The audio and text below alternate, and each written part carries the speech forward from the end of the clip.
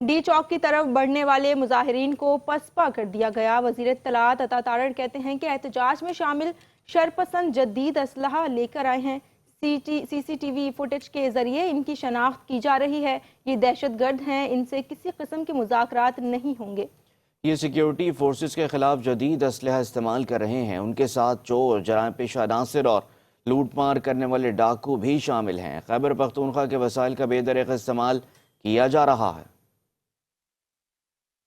کیا آنسو گیس کے جو شیل ہیں آپ اپنی سکرین پہ دیکھ سکتے ہیں کہ یہ ایکسپریس ہائی وے کی فوٹیج ہے اب سے چند گھنٹے پہلے کی، جس کے اندر آپ کو نقاب پوش جو ہیں یہ افراد نظر آ رہے ہیں جو جدید اسلحے سے لیس ہیں اور وہ آنسو گیس کے شیل چلاتے ہوئے نظر آ رہے ہیں۔